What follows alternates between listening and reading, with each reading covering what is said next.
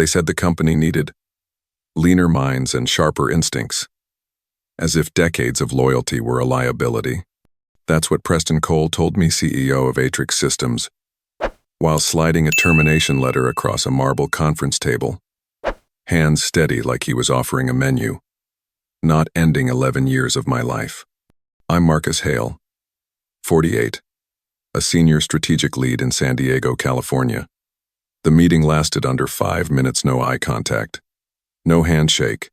I nodded, thanked him with a smile I didn't feel, and walked out. I wasn't shocked.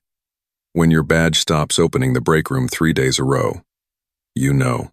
For over a decade, I poured every ounce of myself into Atrix Systems, a tech consultancy based in downtown San Diego. I wasn't just some guy punching numbers, I was the guy closing deals that carried entire quarters. When they showed me the door, I'd built a portfolio that accounted for nearly 45% of the company's gross revenue. No hacks, no luck, just 80-hour weeks, brutal red-eye flights, and handshakes that turned into contracts. Every relationship I forged was personal. CEOs knew my birthday. Their assistants knew my coffee order. But then came Elena Dre, the new chief growth officer. 6 months in, she'd never once stepped into a pitch meeting. Instead, she floated through boardrooms in designer heels, talking about velocity, agile pivots, and how we needed to unify our brand story. The moment she cut my bonus structure by 25% and moved my office to the far end of the corridor, I felt the wind shifting. My calendar invites vanished. My travel requests got delayed, but I stayed quiet. I kept working. I kept a separate offline database of every client contact I brought in. Old habit, maybe. Or maybe I knew deep down that loyalty wasn't part of their roadmap anymore. The unraveling didn't start with an explosion, but with a whisper. A shifted meeting. A blank expression. A slow fade to the margins. My name disappeared from the executive strategy calendar 3 weeks after Elena Dre stepped into her new role as Chief Growth Officer at Atrix Systems. A month later, my executive assistant of 6 years, Janine, who could read my clients better than I could, was reassigned to internal ops. No warning, just a polite email and an empty desk the next morning. I'm Marcus Hale, 48, and I've been in this game long enough to know when the lights are dimming on your seat at the table. Elena never said it outright, but her silence was tactical. She stopped replying to my reports. I stopped acknowledging my wins. Her idea of transformation wasn't based on relationships or performance, but on optics, image, control, and anyone who didn't fit her shiny new vision of what Atrix should look like had to go. I noticed she started bringing in people from outside the industry. Fresh MBAs, loud suits, bigger egos. People could speak in buzzwords for 15 minutes without saying anything substantial. Disruptors, she called them. I called them dangerous. One of them, a 29-year-old named Carter Bryn, came from some app company in Austin. His idea of client success was sending automated newsletters and hosting webinars with phrases like data-fueled empathy. The week he shadowed my quarterly review with Haverton Logistics, one of my oldest accounts, I knew something was off. He didn't belong in that room and the client knew it. After the meeting, their CEO texted me directly. Is he taking over our account? I replied with a polite laugh and a vague, just expanding the team. But something inside me snapped. The same week, I noticed my expense reports, never an issue in 10 years, were suddenly under additional review. My travel budget got flagged. My requests needed executive-level oversight. I was being caged slowly, methodically, and with just enough professionalism to keep it deniable. Then came the office relocation. During an overnight renovation, my glass-walled corner office, once the landing pad for every major deal that walked through our doors, was reassigned. I came in Monday morning to find my nameplate on a beige cubicle between the printer and the storage closet. We're consolidating client ops, they told me. Leveling the field. Right. Nothing says high-level strategic advisor like sitting next to the IT ticket desk. But I didn't shout. I didn't march into Elena's office. I smiled. I stayed late. I kept my head down. But every night, I opened my device and updated my list of client contact cell numbers, birthdays, partnership histories, all things the company CRM would never capture. Not because I had a plan. Not yet. But after 2 decades in this business, I knew one truth that has never changed. The moment a company starts treating trust as a commodity, the foundation is already cracking. And when it falls, it won't be loud. It'll be quiet, clean, surgical. The kind of collapse you only notice after it's too late. The moment everything clicked wasn't loud or cinematic, it was quiet, unshakably still. When my phone buzzed, I had just pulled into my driveway, the sun sliding down over the Pacific. A text from Angela Mercer, CEO of Pinnacle Freight, a $2.1 million account I'd personally onboarded 5 years ago. She was in town the following week. "Let's do dinner, Marcus." "Same spot as last year?" I stared at that message for longer than I should have. She didn't know. None of them knew yet. I'd been erased from the company without a ripple reaching the people who mattered most, me clients. And that's when the clarity hit me. They hadn't fired a sales executive. They'd severed the only human thread connecting Atrix to nearly half its enterprise revenue. My name may have disappeared from internal decks, but out here in the real world it still meant something. I stepped into the kitchen, placed my work phone, now disabled, next to my daughter's drawing on the fridge, and poured myself 2 inches of rye. I didn't feel angry, not even bitter. I felt still. The kind of still that comes right before a storm you don't intend to run from. I opened my laptop and pulled up my employment contract. And there it was, clear as sunlight through glass. The non-compete clause only applied if I walked away. But they had terminated me, which meant I was unshackled, free to re-enter the field legally, tactically, and most importantly, with all the trust I'd earned over a decade. I didn't draft emails. I didn't rant online. I sat back, let the bourbon burn, and let one truth sink into my chest. I didn't need to fight them to win. I just had to step aside and let their mistake bleed itself dry. I'd sleep on it. There are no calls tonight. But in the morning, I'd make exactly 3. 3 calls that would reshape the landscape of their future without a single raised voice or broken rule. That was the plan. And I knew exactly where to begin. The next morning, before sunrise, I brewed my coffee black and stepped onto the back porch. San Diego was still asleep, but I was wide awake, clear-minded, in a way I hadn't been in years. I didn't rush. I didn't pace. I just opened my phone and made 3 calls. Not to vent, not to plead, to inform you. The first was Angela Mercer at Pinnacle Freight. "Angela, I wanted you to hear it from me. I'm no longer with Atrix as of yesterday." Silence. Then confusion. "Who's managing our account now?" I told her she'd likely hear from someone new, maybe Carter Bryn. Her voice dropped. "The kid in the pinstripe suit who kept checking his watch during our last meeting?" I said nothing. She understood everything. The second call was to Raj Patel at Bridgepoint Logistics, $1.4 million in renewals pending. The third is to Camille Dawson at Orion Tech. In each call, I offered no alternatives, pitches, or promises. Just facts. That's all they needed. Because here's the truth. When trust is absolute, it doesn't need to be sold, it moves on its own. By noon, I had 10 missed calls, 6 voicemails, and a flood of text messages. The industry was small, and word had already started to spread. That afternoon, Atrix's general counsel emailed a gentle reminder about confidentiality and client non-solicitation standard corporate muscle flexing. I forwarded it to my attorney without blinking. Then, at 3:52 p.m., my phone buzzed again. "Angela, just got off a call with your replacement. They offered us a 12% discount to renew. You said you'd transition the account willingly." I didn't say anything. I asked her what she planned to do. Her response was clinical. "We've terminated our contract, effective immediately. Relationship disruption clause." Within an hour, Raj and Camille followed suit. The move was silent. No headlines, no courtrooms, Just 3 pieces of paper hitting 3 desks. And with them, $5 million of recurring revenue vanished from Atrix's pipeline. I didn't gloat. I didn't even smile. This wasn't revenge. It was physics, cause and effect. You pull the wrong thread, and the whole fabric unravels. And all I did was let it. By the following morning, the ground under Atrix Systems had begun to fracture cleanly, silently, like ice splitting beneath too much weight.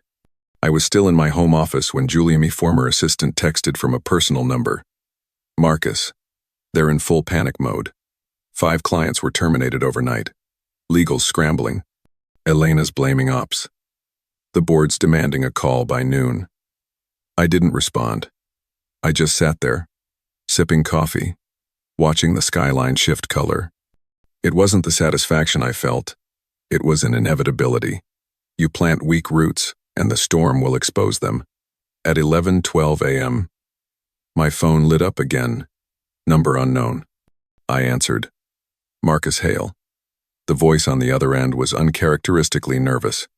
This is David Lane, CFO, at Eastbridge Group.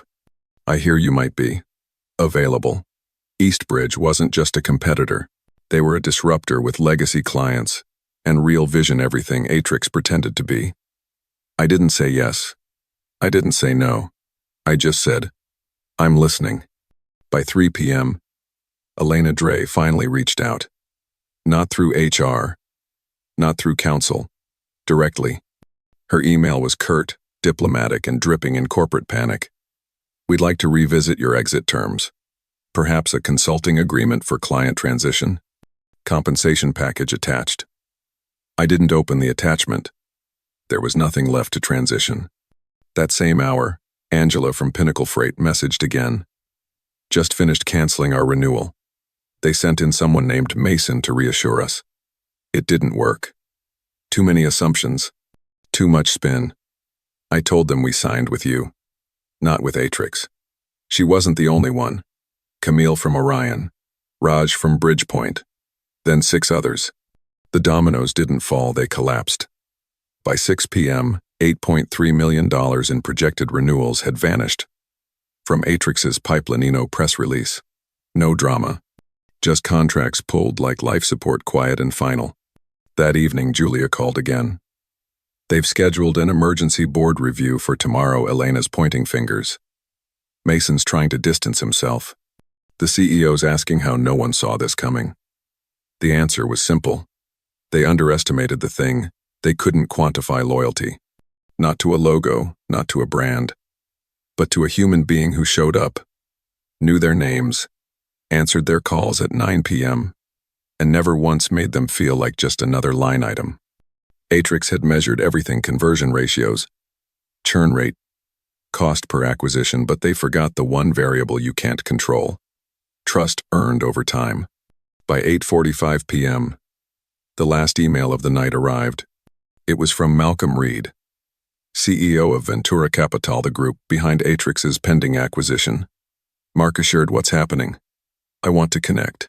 I didn't respond, because at that moment, I understood something more profound than metrics, deeper than revenge.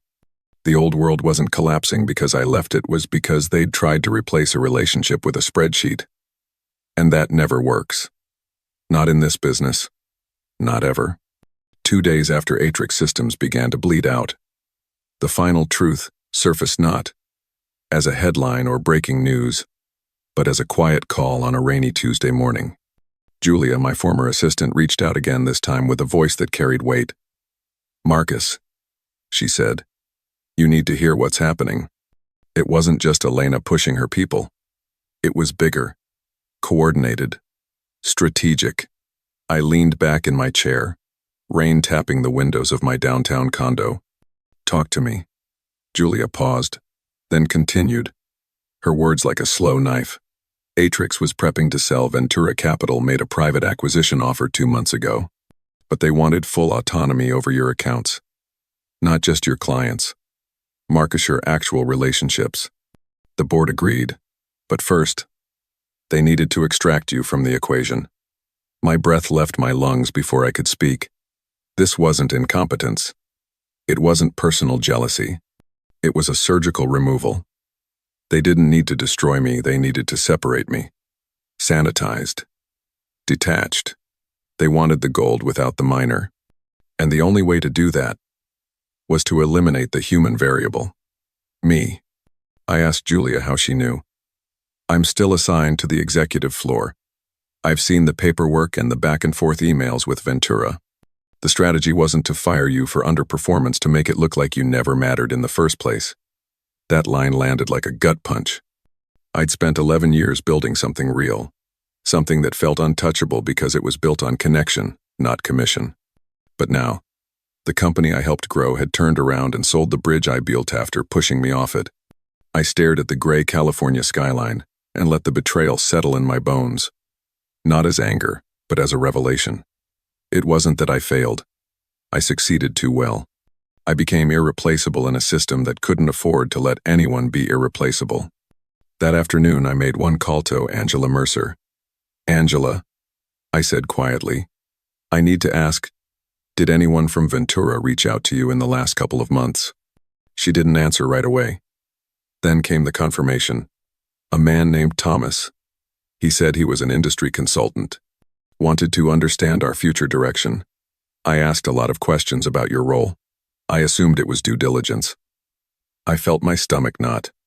Not only had they terminated me, they'd paraded strangers in front of my clients under pretenses, laying the groundwork to claim what I built without earning it.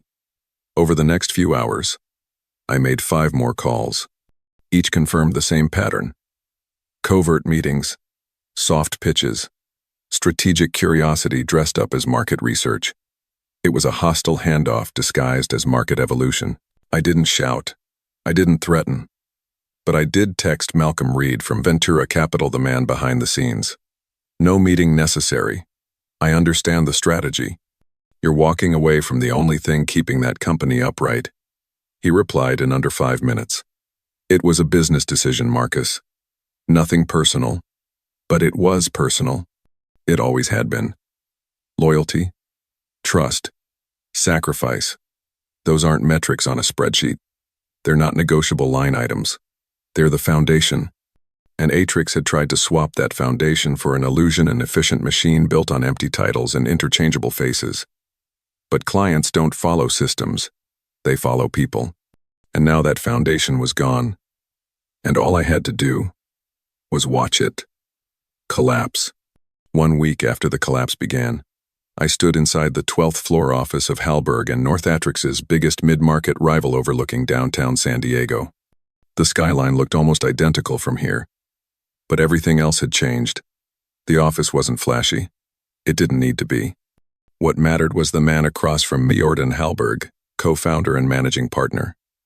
We've heard the noise, he said, sliding a proposal folder across the table. And we've also heard what you built. I opened it senior partner. Full autonomy, revenue share, voting seat on the leadership board, and most importantly, respect. Not just for the business I'd brought in, but for the relationships I had nurtured over a decade. I didn't need to think about it. I shook his hand and accepted on the spot. Not out of spite, not for revenge, but because it felt right, the kind of move that didn't just fix a broken career but rewrote the rulebook entirely. Within days, everything accelerated. Angela Mercer signed a new 3-year deal. Raj Patel followed. And Camille Dawson. 4 more clients reached out before I could even call them. Not because I lured them. Not because of any pitch. But because trust follows people, not logos. And in this business, trust is everything. Julia even joined Hallberg and North as my executive coordinator. I figured if you were going to build something new, she said, I didn't want to miss it. By the end of the 2nd week, we had 9 clients fully transitioned, accounting for nearly $10.5 million in annual revenue. And that number wasn't a ceiling. It was just the floor. Hallberg gave me more than a title. They gave me resources that Atrix never even considered. 2 analysts are dedicated solely to strategic planning, a content and marketing team that knew how to speak in human terms, legal support that didn't treat clients like liabilities, but most importantly, equity. Every account I brought in didn't just earn me a commission, it earned me ownership. Skin in the game. A seat at the table where direction is decided, not just followed. I wasn't building something for someone else for the first time in my career. I was creating something I owned. 3 weeks in, I was invited to speak at the Pacific West Business Leadership Conference panel on client loyalty in a transactional market. The irony wasn't lost on me. I'd spent years watching companies treat client relationships like numbers. Now, I was living proof of what happens when you don't. I arrived early, suited in navy blue, not to impress but to represent. Jordan and a few of our board members came, too. But what was more interesting was who I saw at the coffee station, Elena Dre. Flanked by 2 Atrix board members, she caught my eye and froze. I nodded politely. She looked away. On stage, I kept my tone steady and factual. I didn't name names. I didn't need to. I told the truth. In an age where platforms automate everything, and AI predicts behavior, human trust has become the rarest currency. Relationships aren't assets. They're agreements renewed daily, maintained through presence, not promises. I backed it with numbers. Of the clients who followed me, implementation times had dropped 35%. Satisfaction scores rose by 24 points. Retention, 100%. And none of it required discounts, gimmicks, or loyalty points. Just follow through. That was the moment the room changed. You could feel it. Heads nodding, pens scribbling. Even the moderator paused. So you're saying loyalty isn't earned once, but maintained constantly? I smiled. Exactly. And when leadership forgets that, clients remind them. After the session, I was approached by executives from 4 different firms. 2 of them were Atrix clients. One had already drafted a termination notice. That night, over dinner with Jordan and Julia, I checked my email. A headline flashed across my screen. Atrix Systems announces executive restructuring. Elena was gone. The acquisition of Ventura had collapsed. Their stock, once stable, was in freefall. $9.7 million in active contracts, gone in 30 days. And I hadn't burned a single bridge to make it happen. But it didn't end there. That following quarter, Halberg and North posted a 41% revenue surge, its strongest quarter in 5 years. Internally, I launched an initiative to rebuild our account manager model, not just commissions but profit sharing, mentorship incentives, and structured client continuity plans. No one would spend a decade building something here, only to have it taken from them because someone upstairs wanted a cleaner spreadsheet. That was my first act as a partner. My second was personal. 1 year to the day after Atrix slid that termination letter across the conference table, I walked into a local elementary school auditorium. My daughter, Allie, was on stage with her middle school band, and for the first time in 3 years, I was in the audience, not on a plane or meeting, just present. Rebecca, my wife, squeezed my hand. "This is the version of you we've been waiting for," she whispered. I smiled because she was right. Later that night, I poured a drink back at the office and stood by the window. The city hadn't changed, but I had. What I'd lost was nothing compared to what I'd built. I opened a gift Julia had left on my desk. A small frame with a quote inside. "The best revenge is building something worth being proud of." I placed it on the shelf beside a picture of Allie, and my old nameplate from Atrix, faded but intact. A reminder not of defeat, but of the day the old system let go of me, so I could build a better one. 6 months after I walked out of Atrix with a cardboard box and a name they thought would fade, I stood at the front of the largest conference room inside Halberg and North. The glass wall behind me framed the San Diego skyline, clear, resolute, and familiar. My team sat around the table. Analysts, partners, coordinators, and 2 account managers I'd recently hired through a new profit-sharing model I helped design. A single slide glowed on the screen behind me. $14.3 million in new business. The room burst into quiet applause, but I didn't raise my hands. I wasn't here for the celebration. I was here for confirmation that when values lead, outcomes follow. Jordan Halberg raised his glass. To the best investment we've ever made, and we didn't even have to buy a company to get it. Everyone laughed politely and warmly. I smiled, but I didn't join in. Because this moment, for me, wasn't about applause. It was about redemption earned, not granted. Later that afternoon, I entered my office to find a couriered envelope on my desk. Inside was a handwritten note. It was from Elena Dre, the same woman who had orchestrated my quiet erasure. Her handwriting was sharp and professional, but her words cut differently. You were right. We put transaction above relationship. It cost us everything. If you're ever willing to have coffee, I'd like to apologize in person. I folded the note and slid it into my jacket pocket. Maybe one day, but not today. That evening I drove across town, past the old Atrix building. Their name had been stripped from the facade. Just cold bolts where polished letters once hung. According to the Business Journal, they'd downsized to a satellite office in the suburbs roughly 1/3 the size. I didn't slow down. I didn't take a picture. I kept driving, hands steady on the wheel, eyes forward on what I was building next. Exactly 1 year after my termination, I sat across from Jordan in a small legal office, signing the final paperwork to become a full equity partner at Halberg and North. My signature was the last one on the page. With it, I officially owned part of the firm. Not a title, not a role ownership. The kind that couldn't be erased with a reorg or replaced by a fresher face with Buzzwords. My portfolio now accounts for nearly $20 million in annual revenue. But more than that, I'd rebuilt not just a career but a legacy founded on loyalty, transparency, and an unwavering commitment to people over process. Rebecca met me at the office later that evening. She brought 2 coffee shares with oat milk, mine black as always. She looked at the signed folder and smiled. So, it's real? I nodded. Signed and official. She studied my face, trying to read the part of me that never really left work at work. You don't look happy. Not like I expected. I leaned back in my chair. I'm not thinking about Atrix, I said. I'm thinking about here.